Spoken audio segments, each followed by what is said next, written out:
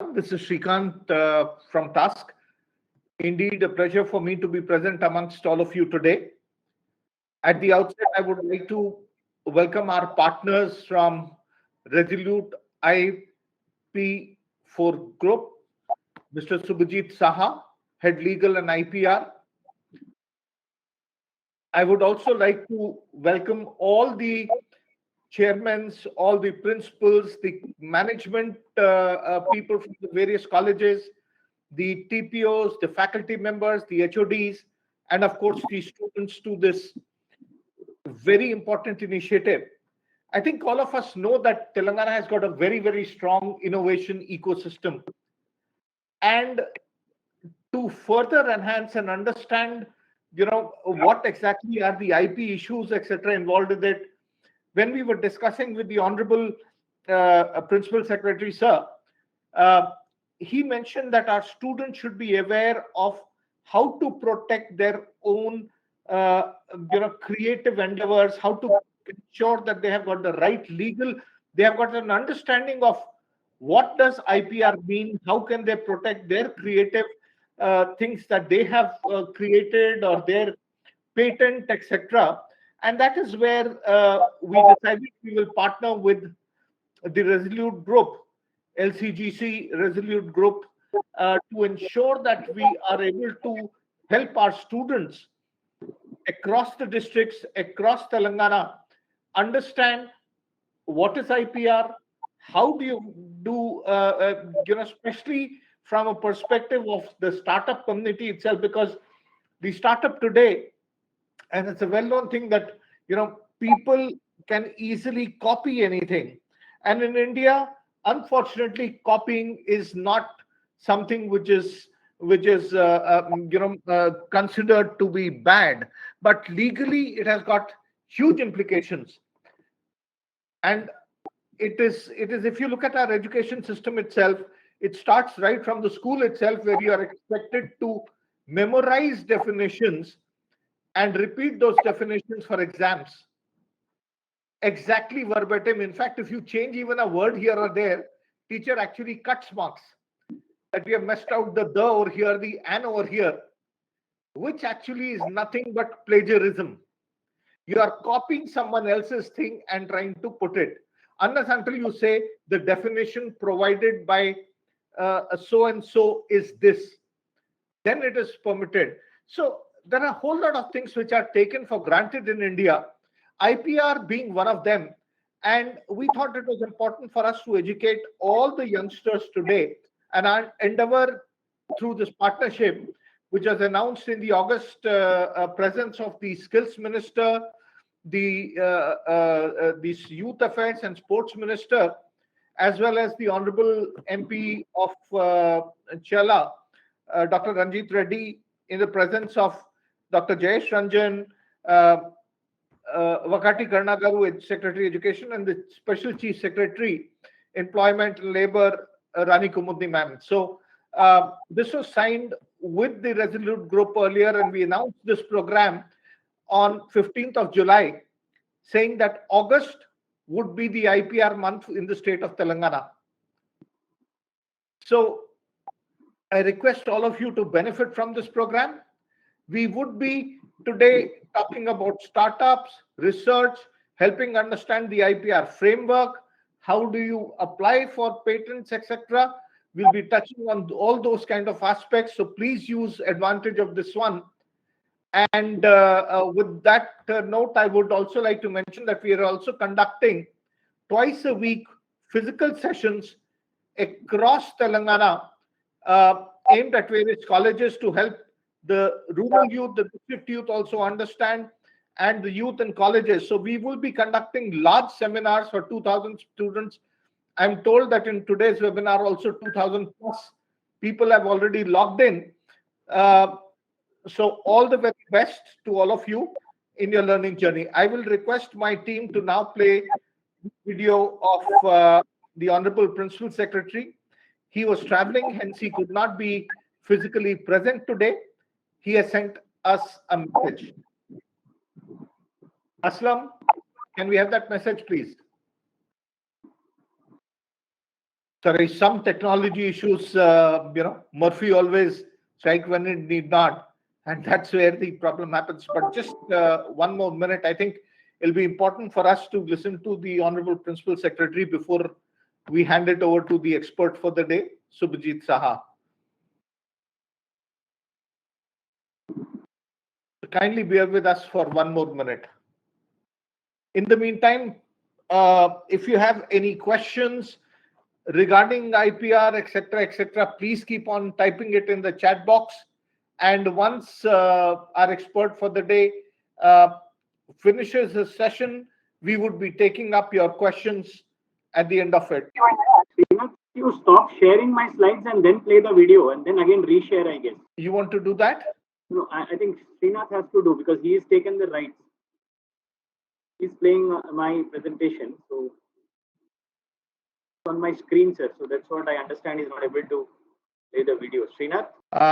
Aslam, Subhajit, while technology is creating these challenges, let me ask you, for the benefit of all the youth over here, that how did you get interested into the field of IPR, and what initiated this move? Sure. So actually, basically, like any other student, I was very much, desirous or very much aimed at becoming a doctor, a medico. So I took my BPC stream, and unfortunately, I didn't crack the MSET, and I went into an agricultural seat. So I don't repent whether I've done the right thing or the wrong thing. And I again appeared for the medical examination, but that didn't happen. So then I chose to do microbiology because that was a little close to my heart. So and then I completed my master's in science. నువ్వు కనీసం message అయినా పెట్టాలి కదా నాకు వయసు కదా అని చెప్పి నేను లేపుకెళ్ళిపోవడం ఏ పిల్లలు పెళ్లి చేసుకోవడం ఏదో చేశాను కదా అయినా నిన్ను కాదు మీ బాబుని అనాలి ఆ అడ్డుకల గడికి నాలాంటి అందగడ్డి నీ వెనకాల పడుతున్నాడు అని భయం అనుకుని ఉంటాడు పెళ్లి నాకు కాదు మా అక్కకి నీ అక్కక ఇంకా నీకేమో అని భయపడ్డాను ఏంటి మా నాన్నకి నీలాంటి అందగడ్డి వెనక పడుతున్నాడని భయమా ఎప్పుడైనా మంచి మూడ్లో ఉన్నప్పుడు అడుగు చెప్తాడు అదే భయం మీ నాన్నకి నువ్వు అందగాడివా అదే నమ్మటండి సార్ నేను అందగాడి కాదా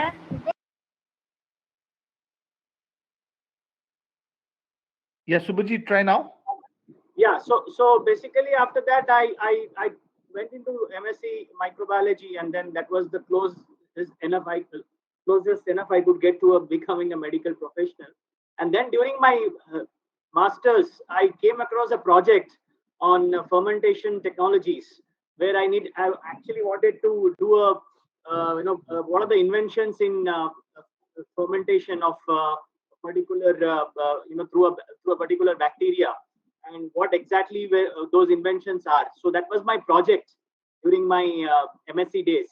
So that really kicked me off, and then gave me the kick when I just served patent documents in 2001 and 2000 and started reading patent documents. I then understood that there's a huge voluminous information on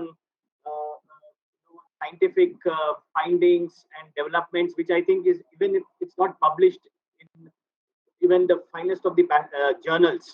So 95% of whatever world information in scientific progress is now encapsulated in patent documents. So I completed my project on IPR during my MSc days. So that actually had a very good impression on my mind that yes, this is a great subject, because in those days there was not much of traction, because when India signed the TRIPS agreement in 1995, I think patent filing and IPR was still a kind of a very in a very nascent stage. So, and then in 2004 I picked up my first assignment on intellectual property rights, where I joined the Rajiv Gandhi Institute to train myself on basics of IPR. Since then, the journey started, and then its rest is history. There's no turning back. It's been almost 18 years of intellectual property rights career, and 2.5 or 3 years of my research. So almost 22 years of thing. And I would say that there is a dearth of techno-legal professionals in today's world, and IP can really bridge students to take this subject understand where science is progressing. Because more than intellectual property rights, what I feel, Baudik Sampada, which is called in Hindi, IPR is not only about startups, innovations, creations, or making money. It is about respecting somebody's knowledge, and that chain of knowledge which you actually you create your knowledge as well as you respect others' knowledge. So if you have that chain of uniqueness being maintained and respected, and you respect that Bodhik Sampada, that itself is intellectual property rights, and it's giving due credit for original inventions or original write-ups or your creations. So as you rightly said, plagiarism is one of the key factors everywhere. It's not only about in judiciary, also you have various orders being picked up, or even in policy also from one state to other. So a lot of things are getting overlapped, and so how do you get things into the perspective of making it innovative, making it novel and real and original? That's very important. So that's how my journey started, and then I also in the due course updated my skills and became a patent agent, a trademark agent, as well as a master's in law with intellectual property rights. So, and this is a very highly reputable field now, with a lot of demand for freshers who can actually look to join this IP stream. There's a huge requirement in law firms, in industry, in academia. So you have all kind of avenues and doors opened if you take up this as a Wonderful. subject. And Wonderful. Thank you. Wonderful.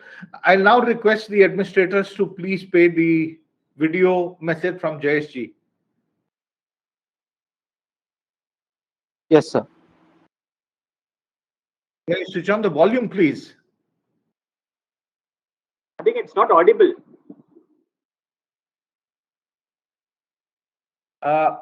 Administrator, we are able to see the video, but we are not able to hear Jay sir. Can we start the video from the beginning with the audio, please? Yes, sir. Just 1 minute. Sorry.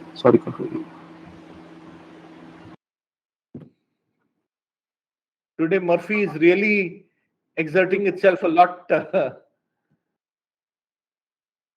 Subhajit, in the interest of time of all the people who are on this session, I think let's start with your presentation first, right?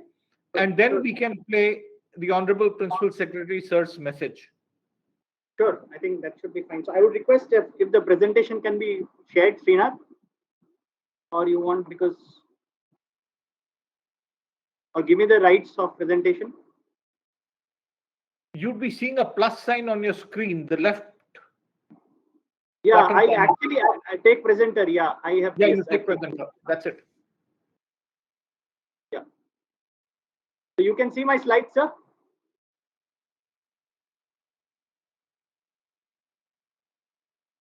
We can see it now. You could put it on the full mode. Okay. Is it okay? Yes, please. Yeah, thank you. So, thank you, Dr. Sinha sir, for this wonderful opportunity to connect with students of our various colleges. I understand they are from all streams and all areas of arts and science. So, thank you so much for joining in. So, today I'll actually take you through a session where I would demystify intellectual property rights, why it is important, and what needs to be known when you deal with a subject like intellectual property rights, because IPR is not a new subject. I think we've been talking this since time immemorial, when even in the 14th century in Venice, when people used to make windmills or have a system for pumping of water from the river.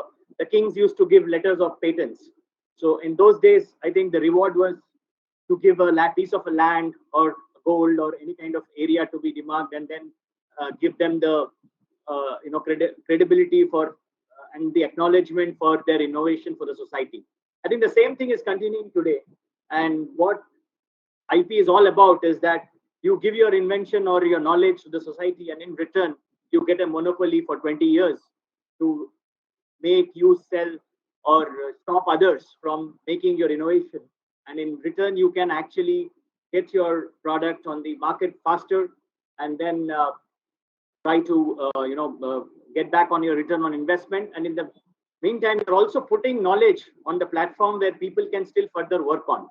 So just imagine when television started way back in 70s or late 80s, early 70s or 80s. You had the shutter diorama boxes and all that. So, but now if you see, you have a state-of-the-art OLEDs, or you have LEDs, you have curved screens. That's how technology is progressing, and you have a lot of patents by various companies like LG, Samsung, on OpenCell, on various sound systems, on various sensors and all that. So everything progresses, and this helps you to get value for your work, innovation, recognition, and that's how IPR is, helping researchers, startups, students, business houses, every enterprises. So just a small introduction about our group. We are a Resolute group, which is into electronic manufacturing services. We are into digital marketing, animation and gaming, and IP facilitation services. The Resolute for IP was a brand which has started in 2022, and we take pride that we have filed more than 235 applications so far, which includes patents, trademarks, copyrights, designs, and including the GI for Hyderabad Lag Bangles and Tandoor Red Gram was done by our group. So that's how we are and what we do. So when you come to IP, you all are surrounded by intellectual property rights, whether knowingly or unknowingly. The backpack which you carry, the phone which is in your hand, or a newspaper which you get in the morning, it's all intellectual property rights. When I say the newspaper, it's the brand. So somebody likes to pick up Times of India, somebody likes to pick up Hindu, somebody likes to read the Deccan Chronicle. So if I change your newspaper, you might get jittery, or you might not like the language, the tone, the text. So that's how the brand has created an imprint on your mind, and that's how you've connected with that particular brand because of its distinctiveness, because of its reputation, because of how it has connected with the audience. The same thing happens when you are into surrounded by a lot of products, ranging from your clothes, the branded clothes, or the shoes, the running shoes, or anything which you wear, or anything you listen, the Spotify, your design of your car, the logo of your sneakers, the backpack. So we all are surrounded by intellectual property rights. Only thing is that we can see a few and we don't touch and feel. Like if you say Intel Inside, when you say Intel Inside, Intel is again an intangible software which is there, which is inside your computer. So Intel Inside itself is a kind of a technology which has been the chip for the entire processing system, which is inside your computer, is an IP. And IBM, I think you all will be knowing, has around 800 patents for its computer. Even the red button which was there in those days on the middle of G and H and B, which is moving your cursor, was a subject matter of patent. So it's very important that you understand why intellectual property rights is the key, because when you start thinking of a new idea or a new concept, you are innovating, and in the meantime you should also know that if this is already created somewhere else, or is it already in the market, or if somebody else has already has done this. Otherwise, if you do not have that idea, then you will be reinventing the wheel, and you will be wasting your time, effort, and money, and then you will actually not come into the foray of putting your product first. So always the first step is that when you document your invention or your ideas or your any form of intellectual property, it's always to do a search or to ascertain whether are there any technology or any kind of ideas which is floating around. If else, if yes, in which shape, either in a patent or a brand, even if of a trademark, we want to register a trademark, you need to see the market whether there are some identical or similar trademarks already existing with a prefix or a suffix, because the moment your trademark is having some identical traits, you will be again questioned, you will be again infringing somebody else's domain. So you have to be very clear and conscious of conscious of what you are doing. So IP is not only about protecting your taking advantage of market and become market leader, but also it's a defensive way of protecting yourself, so that you're building a border, a fort, a kind of a area where you are having your own portfolio, and you slowly understand, respect, value others' IP, and in vice versa, yours also is done the same way. So that is how is the key crux when we talk about IP. So if you see intellectual property rights, it's a term increasingly used today in today's world, but still not understood, or I would say grossly misunderstood. Because in those days when we filed the geographical indication for Tirupati Laddu, I'm talking about 2007, 8, 9, the media always used to report patent was filed for Tirupati Laddu. Tirupati Laddu gets a patent. Okay, so it's a totally misnomer that if you say a patent is granted for a Tirupati Laddu. So patent is basically for a technology solution for a technological problem. So it cannot be for a brand or a product, but the formulation goes into, it becomes product. Just an example is that if you see of late, you all might be aware how CSIR had filed patents for various turmeric, ginger, and then these were also filed in the US. And then the government of India revoked those patents, saying that these are all grandma's recipes, that a turmeric has an antibacterial property, and whereas basmati has this aroma, fragrance, and long thing which is there through it's inherent in the trait or the characteristic of the crop. So then some of the claims were actually revoked, whether in ginger or in turmeric. But when you apply Vico turmeric on your skin, the same turmeric which is sold at a price, and the Vico turmeric which goes into a formulation or a product is much higher the cost.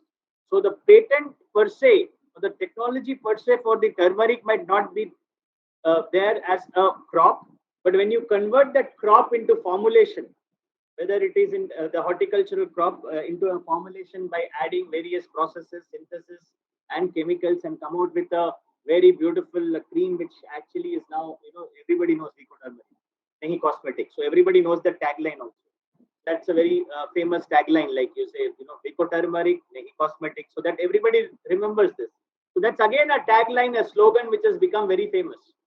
So that's how you actually build your brand, build your technology, build your products, and then it goes into the market. And then the value addition which you're doing, the converting of the raw material or the raw ingredient into a finished product of high value with so much of product specifications is a subject matter of patent.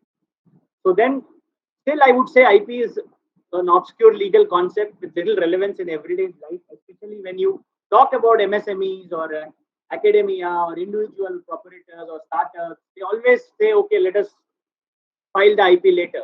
Our main focus is on to get our cash flow, get our first customer, get our first invoice going, get the raw material supply chain up.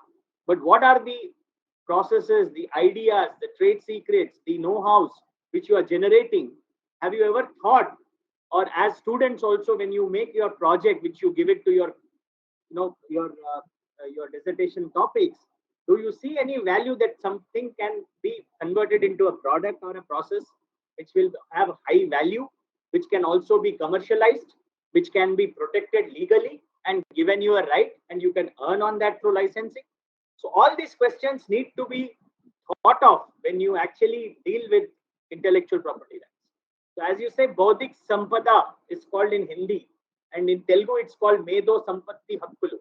So Medo Sampatti and Bodhik Sampada means the creations of mind, which comes out from our, the gray matter, and it covers a wide range of activities, which is very important in today's cultural and economic life. So be it a poet or a creator of movies or a cinematographer or a sound recordist or an editor, or so it comes from every quarter. It doesn't mean that IP is only for high-tech labs, R&D labs, or high-tech space research.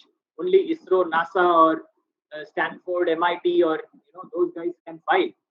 Patents are filed even for simple post-it notes, simple safety pins, simple idli batter. There was a woman, a housewife, who has actually got a patent to keep a idli and dosa batter fresh for 6 months.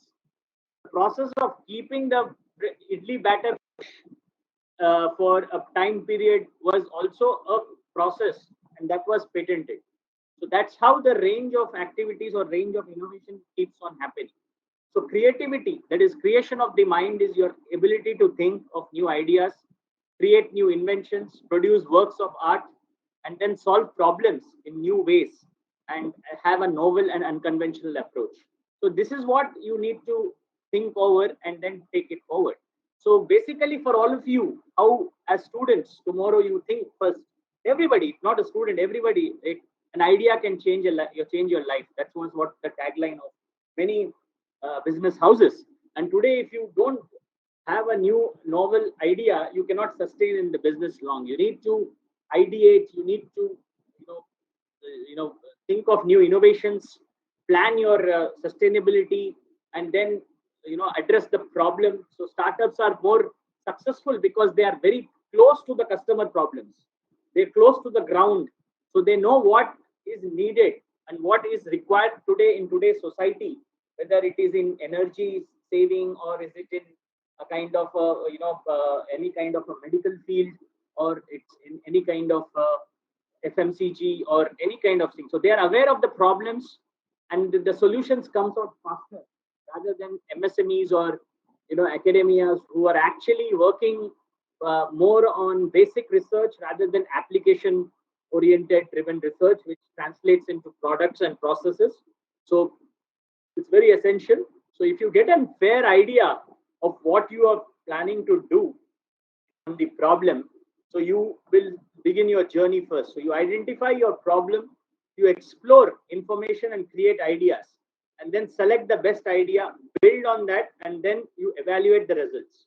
So that's how everybody does. So in this, when you want to file a patent, or when you want to see what exactly is there in the market, so you need to do a patent search either through the free databases which are available on Google Patents. You can go today and see Google Patents. It also captures information from something called as Google Scholar, where even non-patent literature is captured. So you can get to know with some keywords of your technology. Suppose you're saying an eye-driven computer, like a motion of eye. The computer is operating with the motion of the eye.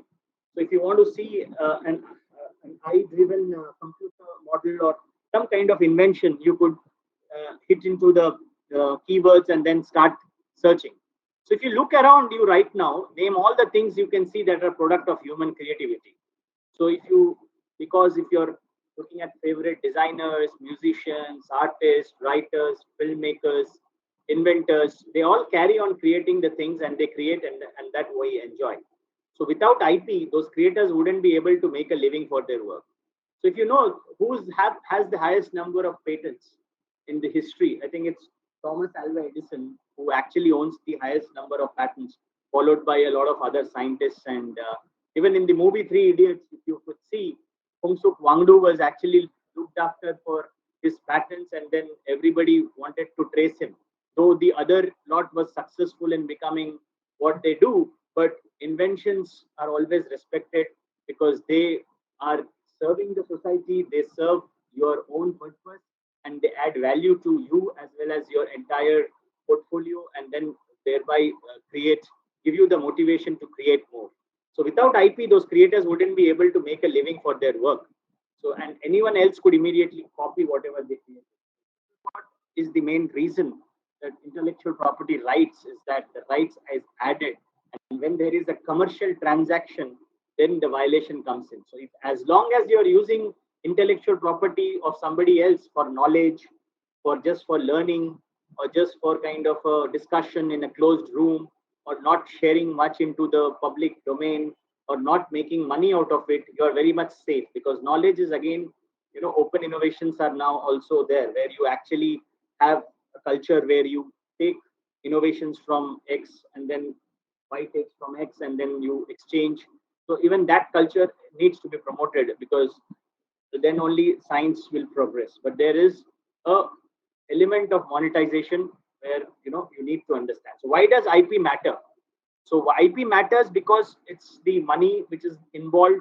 It helps you to protect against market infringers. It gives you a major chunk of business.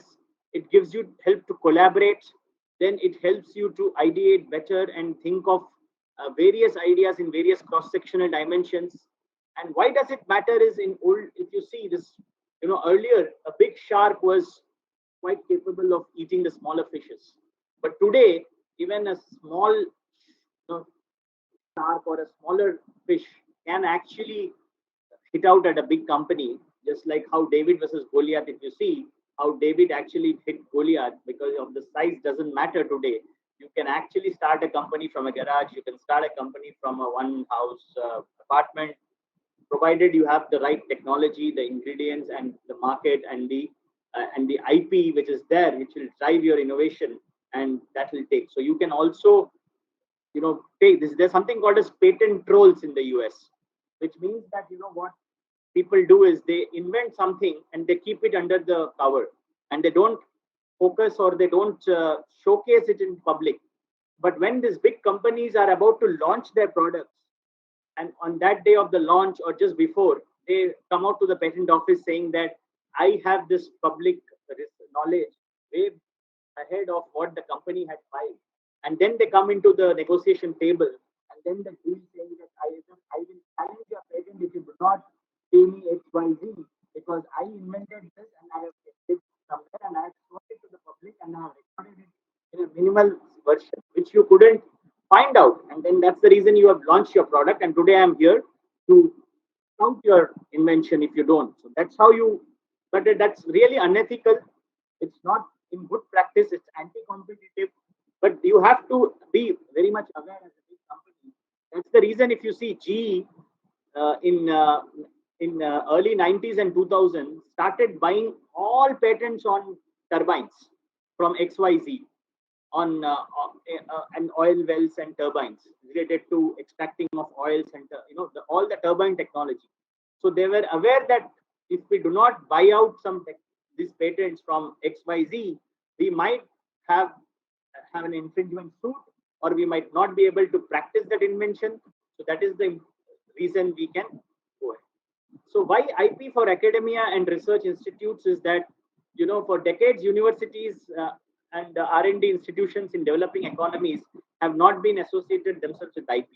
If you see in every college, I think intellectual property right is now being taught as an elective still, but very few takers of that. And then they do not have an IP ecosystem, an IP culture. There is no teaching of a particular curriculum on IP. So researchers interested with immediate gains at the expense of the long-term value can be captured from research outputs. So that is why I think even the institutional IP policies and national IP policy, which was launched by the government of India in 2016, has paved a long way ahead for all of us. Earlier, a patent used to be granted in 10 years. Today, if you see, a patent is granted in 2 to 3 years in a smooth sailing case. A trademark is granted in 1 year.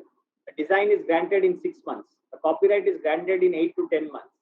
So that is the faster things which are taking place and giving that motivation to things. So why IP for startups also is very important, because most of you might start your venture or go join into a startup, because if you do not protect your ideas, you will actually end up spilling it off. So one example is that, live example, it's a case which has come up in the Delhi High Court, that one of the startups was trying to fix up the battery casing in its automobile EV vehicle, two-wheeler.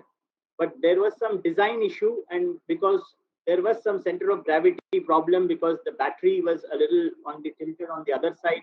So the scientists or startup was not able to provide the correct drawing and was not able to come out with that shape or the exact final prototype and the product. So they were breaking their heads in the drawing boards, and then suddenly one of these startups, somebody from their relative or someone in that, just walked into and then gave a solution to it, and then made the drawing, being an engineer, and gave the solution, and then it was accepted, and then it worked out in the prototype. And when they filed the patent, this gentleman who provided the idea or the thing was not named as an inventor. So he filed a suit against the startup, saying that you have taken my idea and you have stolen my idea. And then the startups have told that it was only a suggestion which you have given. After that, we had actually developed the prototype and made the proof of concept testing and then trying to do this. So then now they are at a kind of loggerheads with each other in the court of law saying that. So you have to be very, very particular and very, very pertinent when you say that, you know, your inventions should be protected. You have to start working on a non-disclosure agreement, confidentiality agreements, do not disclose much of your ideas. So invention and innovation, there is a fine line. So there are two schools of thoughts when you talk about IPR. So when you say inventions are something which is a breakthrough. Nobody has ever seen. It's a eureka moment. And then innovation is something which is an incremental uh, incremental step over the invention to help.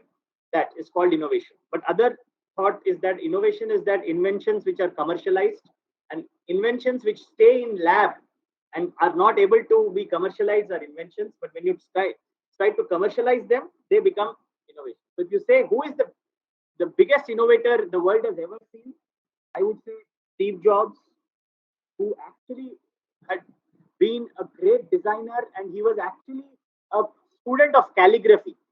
So he implemented that calligraphy in his Macintosh laptop, in his Macintosh technology, and that's how Apple actually had those fonts of calligraphy fonts. And he implemented that, and then he was the first one to get a patent on all that kind of technology. The platform was known, the MP3, the processing systems, everything was known, but he was innovating it through designs. He was innovating through a faster technology. That's how you have world-class products like iPhone, iPad, iPod, and today also they rule the market, and it's almost a 5 trillion company. Or so that is how you are innovating and then becoming, important in today's world.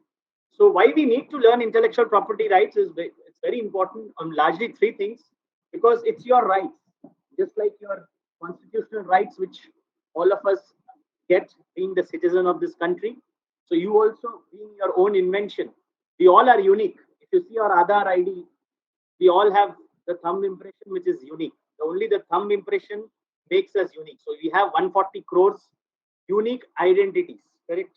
So the same thing happens with our own invention. When you invent something, your own invention is very unique, and you need protection. You need a kind of a recognition for that, and then you enforce it either through a licensing or through commercialization or through any kind of joint venture which suits your requirement. So when you're working in an organization that invents something and has potential commercial value, you need to understand, that what is the legal basis, how can you prepare the best choice. So if you see down the line, say 15, 20 years back, the R&D team used to sit separately, the marketing team used to sit separately, the production team used to sit separately, the accounts used to be separate. Today also you have that sign, but from that day, the design team is to be separate. But today, in any MNC or in any, even in MSMEs or anybody, any good product-oriented company or process-driven company, from the day one, your designer, your R&D guy, your marketing guy, your production guy, everybody ideates on the same table to get their own value and get their own expertise, get their feedback from the market. The marketing guys gets you the market news, what is in vogue, what is happening. The designer understands what empathy the customer needs and how he empathizes with the design and how a design can serve the purpose, how it will be aesthetic, how it can be functional.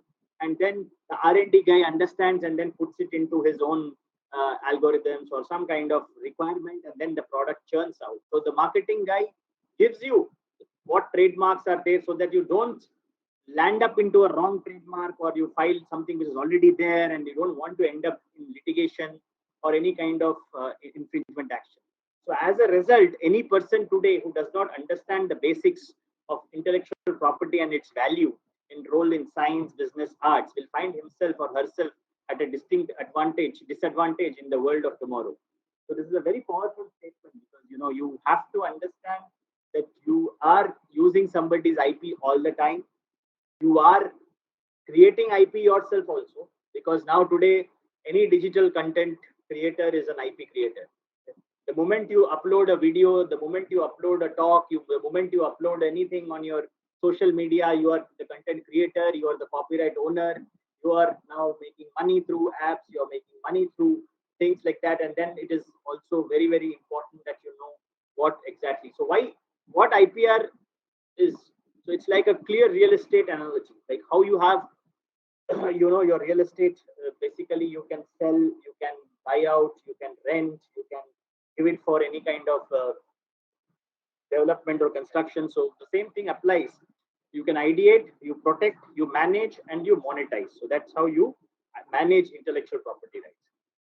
So the IP evolution started from the property to the right, is that when you talk about an idea and you talk about an idea, expression and copyright is that expression is giving, expression is giving you know any expression of idea is subjected to copyright. So you can have the same idea, but as long as you express it into a different form, it becomes copyright. So the classic example is that there are many Hindi films or many things on the same concept of three brothers parting away and then coming back in reunion and then having their different stories of life, innumerable number of movies. So then the same idea is being expressed in different forms. So each movie, each act is a copyright subject matter. So when you have an idea with an innovation and invention, it falls into the patent bracket. When you have an idea with quality and identity, it's in the trademark. Idea, appearance, design is for the aesthetics. We'll go into the details of each of the form of IPR. An idea, when you keep confidential, when you keep it confidential with no disclosure, it's called trade secret. It's a very powerful trade secret, is a very powerful business tool, especially if you know Coca-Cola, the formulation of Coca-Cola, KFC. These are all trade secrets. The Patini gourd family, the fish medicine which is served here is a trade secret, but fortunately they are not commercializing it. But the day it comes to a public domain, then everybody would actually not go to them. So, and why trade secrets are so powerful is that they always remain secret till you want to keep it and you also monetize it and you have the commercial viability. Whereas all other forms of IP has a life. Patent has 20 years, trademark has 10 years with renewal. It's a time immemorial. So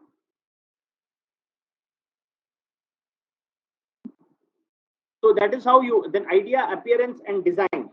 So that is the aesthetics. And then, as I said, trade secrets is basically on the various secrets, you know, which the company keeps. It has to be commercially viable and it has to be protected by various means. Then only it qualifies for a trade secret. It does not. It does not qualify until and unless you have, you know. Just give me a minute. Yeah.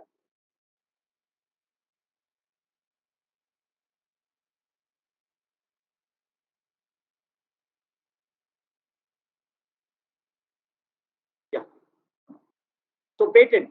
The first, so basically, when you pick up an intellectual property rights book, you will see that intellectual property rights is divided into two categories: industrial property rights and copyrights and related rights.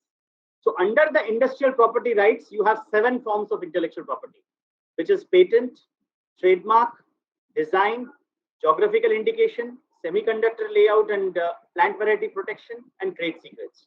And copyrights are and related rights. Why they are called as related rights? Because you have something called as broadcasting rights, sound recording rights, or streaming rights, or satellite rights, or whatever. That's why it's called copyrights and associated rights. So you have 8 forms of intellectual property rights. So please be aware, 8 different forms of intellectual property rights are there in today's current, context of intellectual property. So patent being the first one, it's an exclusionary right granted by the government to a new, useful, and non-obvious invention. It's granted for a limited period of time, that is 20 years from the date of filing, and it is a right to exclude an infringer from making, using, selling, or importing any invention for that particular time. So the cardinal rule of a patent is that it has to be novel, it has to have an industrial applicability, and it has to have an inventive step. If you can show that your invention has these 3 rules, these 3 criteria, then you are good to go for a patent filing. Otherwise, any discoveries, any natural process, any way of playing games or diagnostic methods, agricultural methods, business method patents, computer softwares, algorithms, these are not patentable. Section 3 of the Indian Patent Act that you can pick up later on and in 1970 Act, it says what is not patentable. But I would request today to all the students to please read that section 3 so that you know, understand what is not patentable, then you understand what is patentable. Once you are aware that which cannot be patented, then you are very much focused on what can be patented. So anything which is just mere admixture of two known devices or mere mixing of two known compounds or mere rearrangement of two devices giving into a new product, not patentable. Though it's novel, it is having industrial applicability, but it doesn't have an inventive step. What are the advantages of patents? It prevents copying, it slows down competitors, it gives you the freedom to operate, you can generate funding, you can stimulate joint ventures, enhance brand value. And disadvantages, yes, it is costly, but now I think there are a lot of ways government has reduced the fees of patent filing for academia. It is 1,600 rupees from 8,000, so it's almost 1/10 of the money. And then lengthy procedures, sometimes it gets into objections, you need to reply, comply, and then come out. It takes time, no tangible or guaranteed benefits. So please understand that when you have a patent, it doesn't guarantee you that you will actually be able to, get the money out of it. Because if you see the world statistics, only around 5 to 6% of patents are which are granted have, commercial value. And why do you file? Because those 5% will give you the money, the moolah, the return on investment for filing more patents. So that is the reason you file. So what can be patented? So using a door lock as example, as simple, a door lock, a chemical composition, an apparatus, a process of making door locks or an improvement of anything can be patented. Just see that bidirectional grinding wheel of a mixie is a subject matter of patented technology. So if you note, 90% of patents are improvements of existing patent inventions. Just a minute.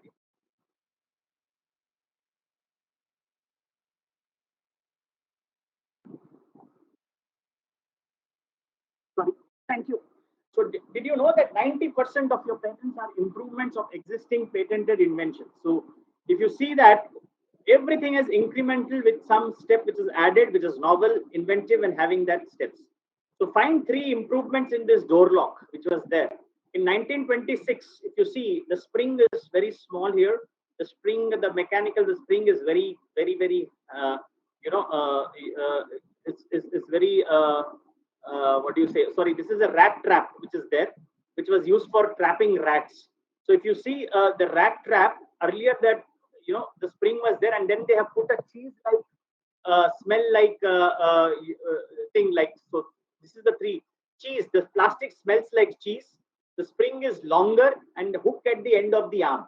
So the cheese was as a bait to the rat traps, which was actually being able to trap the rat when it was coming in.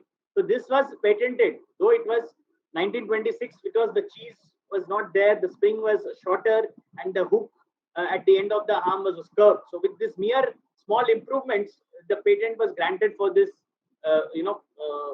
this invention, which is not that high tech, but still serves the purpose, still novel, still having industrial applicability and having an inventive step. So exclusions, as I said, which is the section 3, abstract ideas, discoveries, mere arrangements, admixtures, business methods, computer programs, method of playing games, etc. So I'll give you an example. When you have a cycle, you all cycle, you have cycling. So if I remove the front wheel of the cycle and put a lawn mower on the front wheel, so I am cutting my lawn, I am cutting the grass of the lawn, and then I am shaping the lawn. So is it patentable? So there are 2 thoughts of it. Some people will say, yes, it is patentable because it is novel, it is having industrial applicability, and it is also inventive. But I would say the inventive step has to come out if you give the same technology that, okay, I go and give the cycle to a cycle mechanic and give the lawnmower and ask him to make the same product. If he is just merely fixing those wheels with nuts and bolts and fixing it with the fixtures, and then he is doing it in a day, and it's quite obvious for him, then it is not inventive and it is not patentable. But if he is not able to make this product by mere seeing the thing, and he says that it is more than what it's obvious, then it is very, very essential that yes, there were some sensors, there were some IoT driven invention. It is cutting the grass, it is giving you the slant, it is giving you the temperature of the soil, it is giving you the blade indication, and it gives you a message when the grass is growing, and you're also cycling. It gives you a data on how you are actually losing calories, and then you are giving a lot of data which is making it scientific. Then it becomes patentable because it's not obvious. You have put something more to that, not rather than only mixing or rather than adding of two rearrangement of two known devices.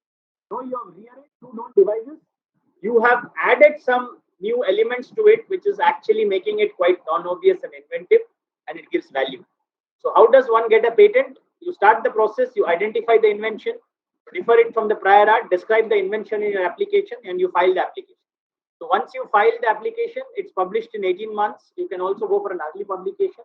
Request for examination happens. Then the first examination report, you respond, there is a hearing, and then all this happens. So the entire process, the request for examination of 48 months is the upper limit. So while filing the application itself, you file the request for examination. So your patent can be granted in 2 to 3 years in a smooth sailing case. So where to file? It's all online now. Gone are the days where you used to go and run to the patent office.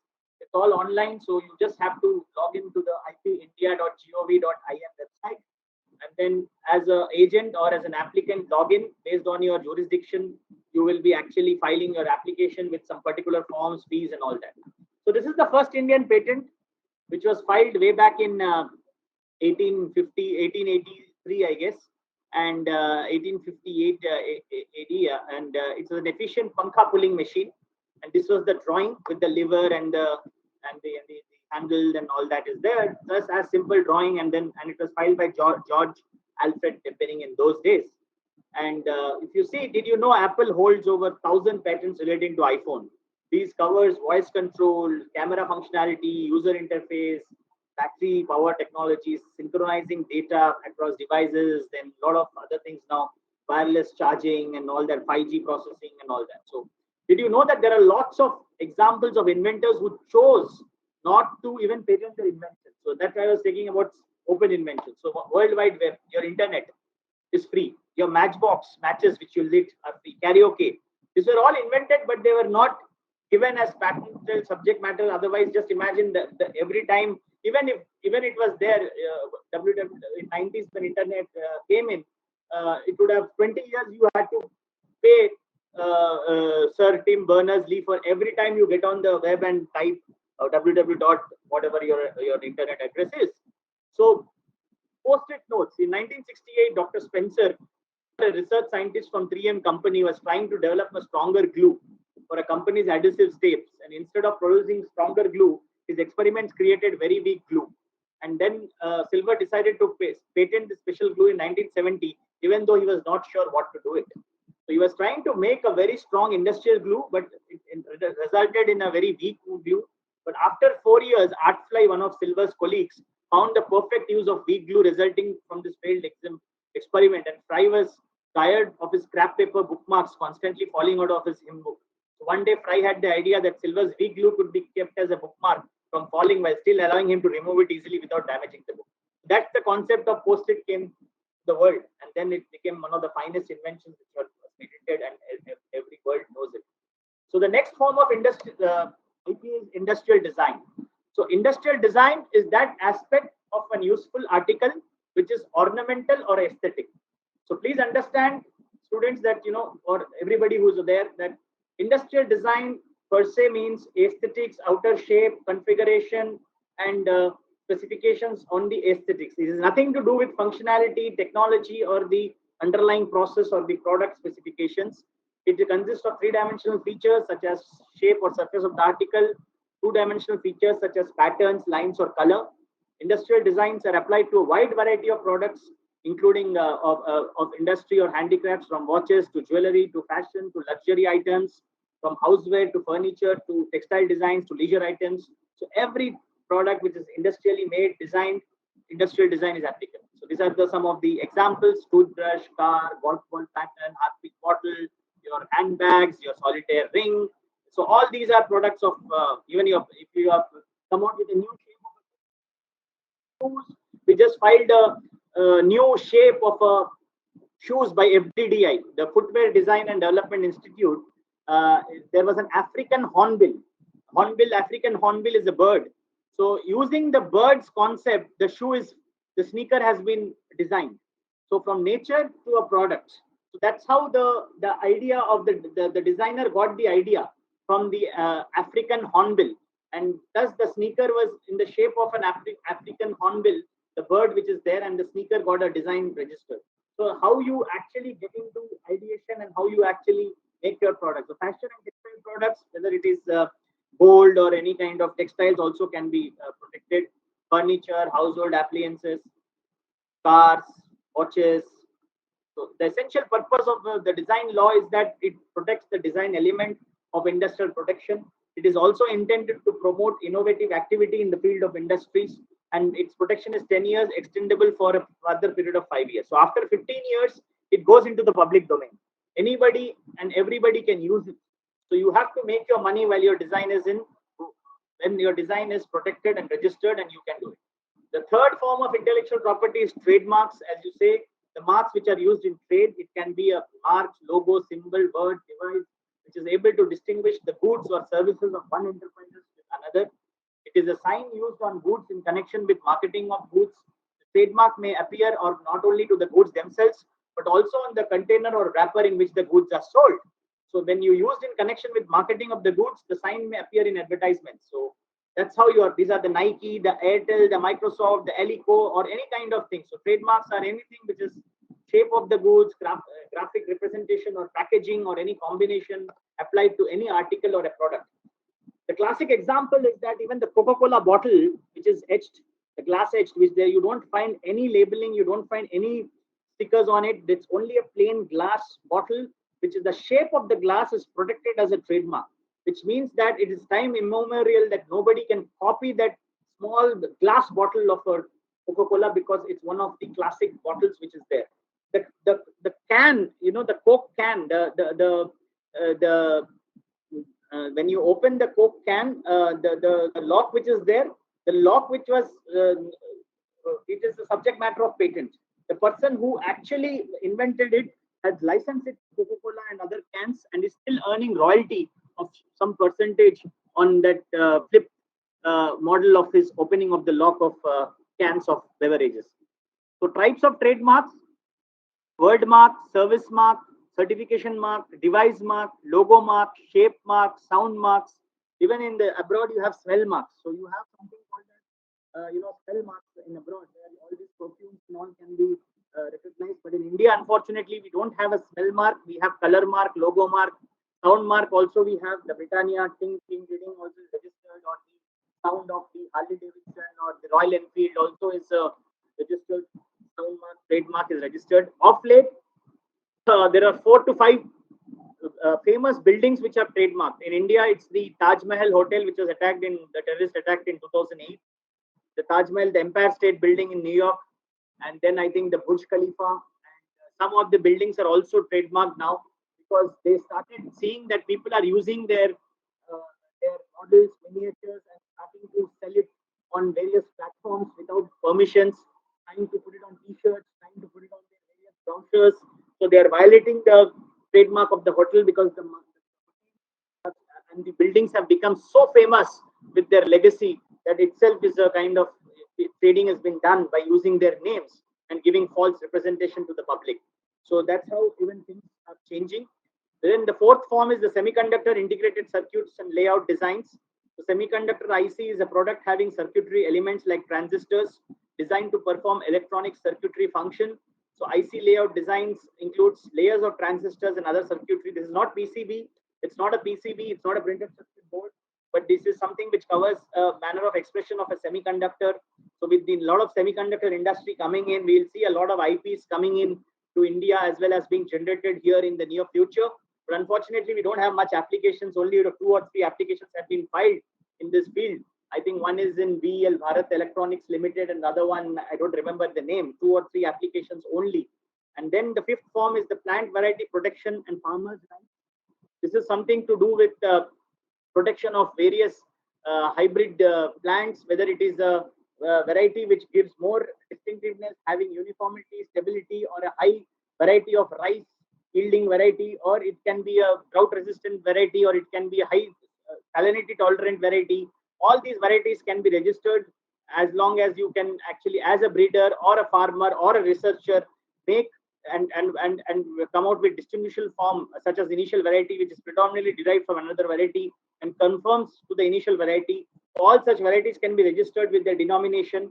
It can be a farmer who can come out with a new variety. An extant variety means a variety which is India is notified under the section 5, a variety which is there in the common knowledge. So these are not much of just for your knowledge you can have it. Then the sixth form is the geographical indication. I think we all are aware that GI is something, as the name suggests, it is an indication coming from a geographical area, a particular region having an historical repute and characteristics and specifications, which is very unique and a very good legacy. So in Telangana, we have around 16 products, including Pochampalli, Silver Filigree, Nirmal Painting, Toys, Furniture, Hyderabad Halim, then Manganpalli Mangoes, then Siddipet Gullavama, Narayanpet Saris, so Pemberti Metal Crafts, Adilabad Dokra, and in Andhra you have Araku Coffee, then Bobili Veena, then you have Perial Paintings also in Telangana. So a lot of things which come out. So they are either manufactured, or they are handicrafts, or they are foodstuff, or they are handloom. So these are under the and this is the only form of intellectual property rights which is a community right. All the other forms of intellectual property rights are individual rights. You can file, any legal person or any representative of a deceased or any authorized representative of a legal entity can file. But whereas GI, you have to be a society, trust, or an association. It's a group IP, it's a community right, and it cannot be assigned also. So once it is there, you cannot license it. Time immemorial, it stays with the society. Then the seventh form is the trade secrets. As I said, it's a formula, a practice, a process, a design, an instrument, a pattern. So trade secret is not that which is all confidential information are not trade secrets. Please understand this. But all trade secrets are confidential. So for a trade secret, the first important cardinal rule is that it has to have immense commercial value for the company. The second thing is there has to be a due steps which taken by the management to protect it under vault or under locker or under kind of cyber security or some kind of measures you have taken to protect it. And the third is only on need to know basis, only a few from your company or from your management is aware of that. So if it satisfies these three criteria, then only it becomes a trade secret. Otherwise, it's not. So it can be even your distributor list. Today, just imagine if you want to launch a product in 500 cities, including Tier 2 and Tier 3. I have a list of distributors which I can immediately connect and launch my product through online and offline portal. But whereas my competitor has only around 100 or 150 people. So that remaining 350 distributors which will carry my product with the first mover advantage is my trade secret. And I keep it close to my heart and I keep it close to things. Obviously, you for your record, you must be knowing that the Coke formulation is known to only 4 people in the world. Nobody else knows this Coke formulation, and they are not supposed to travel in the same flight, because if it crashes, then the entire trade secret also crashes. So they have put it in the vault. They have taken due care, but if it leaks, they don't have any remedy to protect it, unlike others, because we do not have a statute in India to protect trade secrets, whereas you have a statute to protect patent, trademark, design, copyright, GI, and then but in trade secrets we do not have a statutory remedy. In the US there is an act called the Uniform Trade Secrets Act, but still I think there are a lot of loopholes too, because you need to prove the ownership, you need to prove the source of the trade secret, and then the law, and then the burden of proof lies on you. So it's very important. In India, trade secrets are protected by confidentiality agreements, law of contracts, torts, and other way. So it's very, very efficient, very, very powerful, and equally it's vulnerable. So you have to take care of it. Copyrights, the 8th form, it protects any production of the human mind, such as literary and artistic works. This production must be an expression and not a mere idea. The expression must be original. Who better than everybody knows this? J.K. Rowling. Just imagine a housewife or a woman sitting at some corner, penning down some volumes of books, and then it becomes history. And then she was the only person allowed to make copies of this book, right, to produce a film of her and story and sell them. She gave permission to a publishing company and then to do it in return. So when you see books, it says all rights reserved. When you pick up a book today, when you read, if you see any book or any title with the C with the circle and the year of the production, year of the publication, it says all rights reserved, which means the right to translate, the right to adopt into a movie, the right to make copies of it, everything is reserved by the publisher. So the moment you start violating it, you're coming heavily under the ambiguity of infringement or copying, and then you will be sued. There are civil as well as criminal remedies. So you have to be very, very cautious when you deal with such cases. So protecting your IP, copyright, in our country, no filing is needed, just with C with a circle with the year. And the copyright, the duration of copyright is from the date of publication till the lifetime of author plus 60 years after his death. So that is the duration. So even Michael Jackson is getting posthumous IP rights, which means that his trust is still getting money for his albums which were created 60 years back. So all his albums, you cannot just copy and pick it up. If you want to play any music or any kind of permission is required, licenses are required, performance license is needed. Otherwise, you will be sued. And then that is how. But after 60 years, he passed away. I think it's almost 10 years or 8 years. Another 50 years, the IP of all his music videos, the albums, the dance is vested with his organization or with his trust or what, and his legal heirs gets it. Trademark filing is required. Claim priority for first use. Again, apply TM and registered. But still, you do not have to file. It's not mandatory. But we always say filing is important because in the court of law asks for documents and proof of identity. So the certificate speaks volumes. So patents filing is required. Otherwise, you don't get your right. Prior art search is that which we can be another subject and another day. As students, you can pick up a great subject in KPOs, and then these are some of the websites which gives you the information. So one product, many IP rights. If you see, there are trademarks, Nokia, startup tone, copyright is the software, user manual, ringtones, images, patents are the utility models, operation, users and design is the overall phone feature, which is the position and the shape of the screen. And trade secret is some technical know-how kept in-house and not published. So one product, many IP rights. As you see, Colonel Sanders has had the method of enforcement initially, squelch competition plus something to sell to others to make money and build his brand, while reserving the trade secret to continue to build the brand once the patent protection expired. So that's how he actually made his debut at certain late age with the strategy of protecting it. The spices which goes in is a trade secret, so nobody and the patent is there for coating of the chicken, conditions under which the chicken is cooked, and designs is the unique packaging, and the trade secret is the specific composition of the moist layer of breading material kept as trade secret. So that is still the crispiness of KFC is still a trade secret. So you as students want to do some kind of project work, want to do a research, consultancy, contract, do some development, start lecture notes, just see into this. I'll leave my presentation so it can be taken up. So when you're working on developing computer software, you have an angle of patent, know-how, copyright, and trademarks also, because your software is named. Suppose you're doing market analysis, you need to know what is the know-how, whose copyright it is, whose material are you taking, database rights, from where you're taking this. So these are typically type of IP which might arise or be affected by activities within your own research university, or when you're studying, or when you're trying to do some things on your own.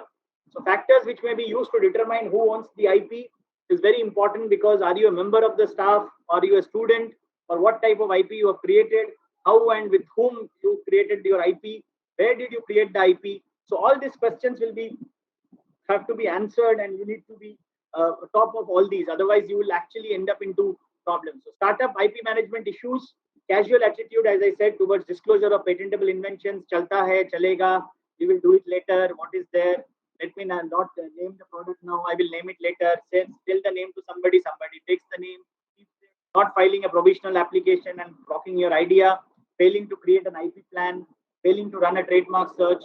So key takeaways, last I think to understand, is to identify all the IP you own, record your inventions, protect it wisely, value your IP assets, commercialize your IP property, attribute ownership of IP so that others know who owns it, enforce their rights when they are infringed or threatened, develop and adhere to corporate policies and practice about handling and managing your IP. So this is what you want to. So you can remember IPM: identify, protect, manage, and you can add another M as monetize, which I always say. So it's IPM square: identify, protect, manage, and monetize. That is your intellectual property management in a nutshell. So whatever I spoke for whatever 45 or 1 hour, you can just remember: identify, protect, manage, and monetize. These things will actually take you to the next level where you'll understand whether you need to. So lastly, if you think it, protect it, because if it's worth copying, it is also worth protecting. Because in nature, as you say, people admire twins, but in real world of a twin copy or a duplicate copy, you will go behind the bar. So you cannot produce duplicate copies, though you are good at imitating, copying. You can get inspired, but to an extent which is not infringing somebody's territory. Inspiration is really good to take from, but as long as you acknowledge somebody's knowledge as well as source and give due credits, maintain the originality and respect, that's how the Baudik Sampada or the IP rests on. And as long as you are not making the monetizing thing, you're only sharing, you're respecting, or you're trying to create some new models and trying to make some test things, it is not violating. The moment you are trying to use somebody's IP, exploit it, make money out of it, then abuse it, then the entire element of intellectual property rights comes down heavily. And that's how people actually take action. When people say that why should be, innovation should be free, innovation should be, very, very knowledge should be given free, why we are charging, but you are taking it. $1 billion to make one drug, and it takes 20 years to make one new molecule. And just imagine the amount of efforts which goes into for the pharmaceutical companies or any kind of product to put on the market. And if you do not get back on the return, then what value addition or the value creation the company at the end of the day has it. So lastly, to end, as students, please remember this: always have the attitude or the mindset to profit from your IP, but do not have the mindset of profiteering for your IP. The moment you start making profits, it's really good. You get encouraged, you get motivated, you get more creative because you see profits. But the moment you start profiteering from it, like using it, abusing it, trying to work around, and then again start to tweak it a little, and then start making greening of some patents, don't allow anybody to come in, don't give licenses, don't give any kind of collaboration, put it on your own monopolistic things. That is profiteering, which is dangerous for society, dangerous for your own business, as well as for your own progress in the intellectual value chain. So profit from your IP, but do not profiteer from it. That's what I would like to end it. And thank you for your kind attention. And I hope that the session was kind of went on track. And I would request, if there's any questions, I would be more than happy to take them. Thank you so much for this opportunity. Please, I'm open to field questions. Thank you. Yeah, thanks, Subhajit. That was wonderful. But I was not able to see any of your slides move. So I don't know whether you were moving your slides or not. We couldn't. I did move all the slides. Oh, you couldn't see them? Okay. Hi, I'm Jayesh Ranjan. I'm the Principal Secretary for IT and Industries in Telangana government. As all of you would be aware, our government is promoting entrepreneurship, innovation, creativity in a very big way. And one of the pioneer institutions which has spearheaded this is called TASK, Telangana Academy for Skills and Knowledge. TASK has now come out with something which is equally exciting as their earlier programs. This is a new program which focuses on IP. We know that as compared to many other countries, India still lacks enough IP awareness, IP regulations, and people who have the ability to convert their ideas into solid products and solutions using IP. So with the partner called Resolute for IP, TASK is launching a program which also is happening in August, which happens to be the IPR Awareness Month. And I hope that large number of students will benefit from this program. They will become more IP aware, and tomorrow, whatever innovation, whatever new entrepreneurial journey that they begin, there'll be a strong element of IP, protecting it, securing it, and ensuring eventually that all the commercial gains come their way. So good luck to this initiative. I hope there'll be many, many takers for this program. Congratulations to Task and Resolute for IP.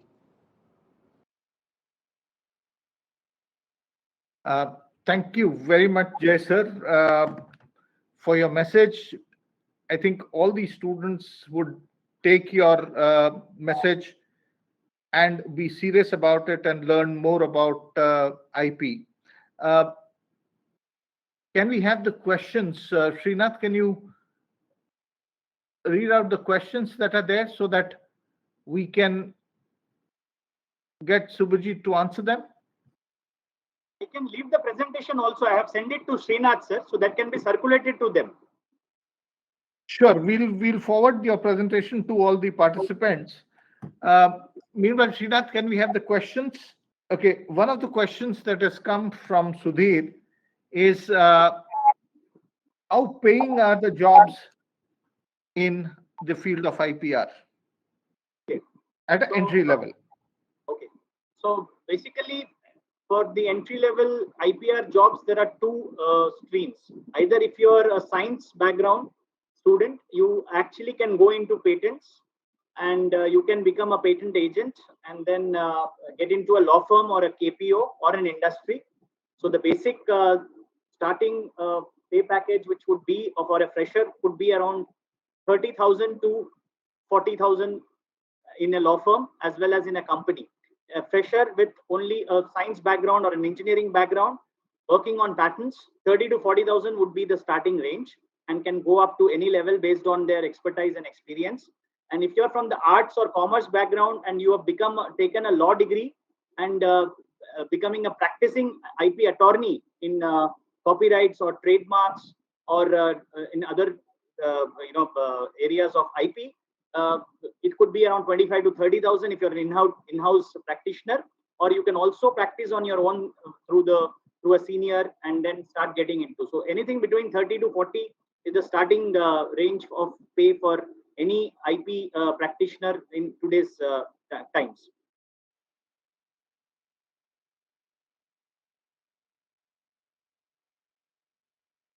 I think we have already overshot our time, but in interest of that, I'll take just one more question.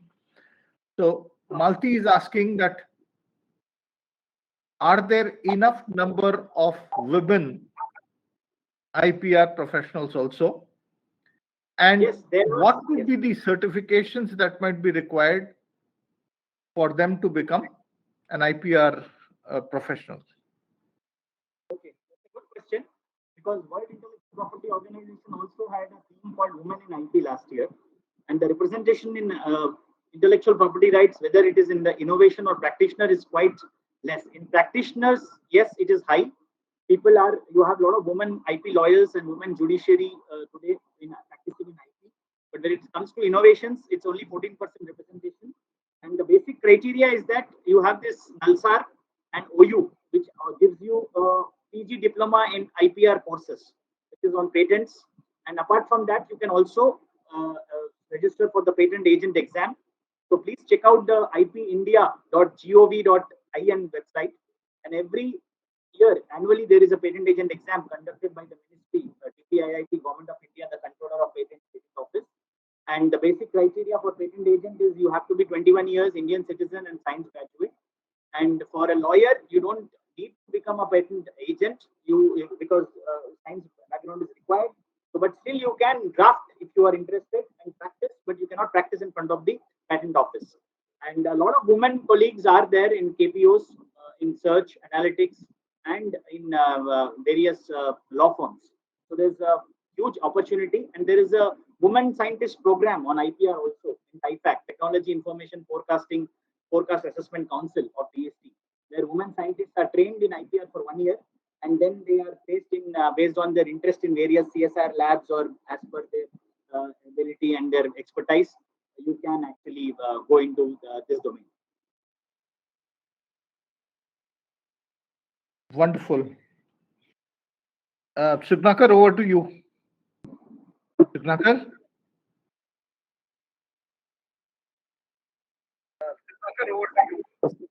Sir is not available at the seat, sir. So, Srinath, if you could share the schedule as to when we are having which session, which college, etc., that'll be good. Srinath, are you doing that?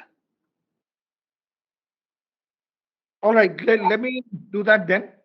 So, as already been mentioned by the Honorable Principal Secretary, plus the expert for the day, Subhajit, and all of us on this session, we would be having multiple number of webinars.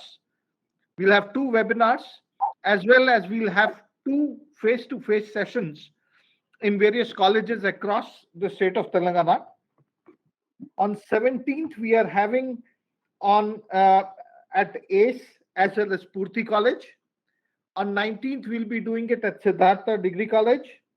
21st would be Anil College. 23rd will be at Elanki College. And 30th will be Sri Hindu College.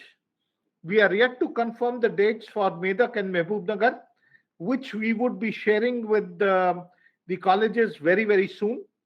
So please be on the lookout for more information on the IPR month, which will be available on task.telangana.gov.in.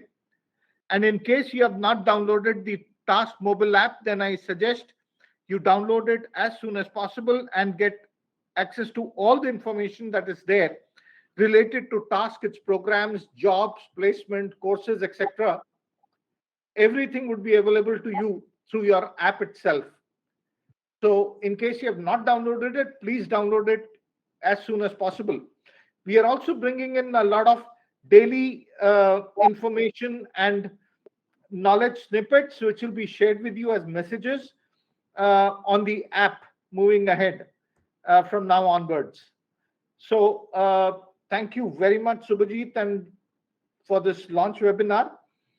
Of course, Mr. Jayesh Ranjan couldn't make it today, but his message was very encouraging for us students. I would like to take this opportunity to thank all the college management, all the TPOs, all the principals, all the faculty members, etc., who are there on this call. And of course, without the 2000 plus odd youth, this webinar would not have been successful. So thank you very much. And be on the lookout for the next webinar notice and others in the short future itself. I would also like to thank all the I4TS, Innovating for Telangana program 2.0 program participants who are on this call. And this program is uniquely made where our focus is Samajika Avishkaranalu Sarlamaina Jeevitanki. And we not only look at innovation, but creating an innovation and entrepreneurial mindset. I think it's important for all of you to also understand how tomorrow, when you come up with your own problem, you identify problems and come up with solutions for them, how you would be able to ensure that you are not a me too. Already Subhajit has mentioned all the sites, etc., through which you can identify if a similar kind of an example or a product or a service exists. And how do you ensure that your IP is protected in the future? On that note, I'll once again like to thank Subhajit and Resolute Group for being a partner for this program. This is Srikanth Sinha, CEO Task, signing off. Thank you very much, everyone. Thank you, sir. Thank you. Thank you. Thank you, each and everyone.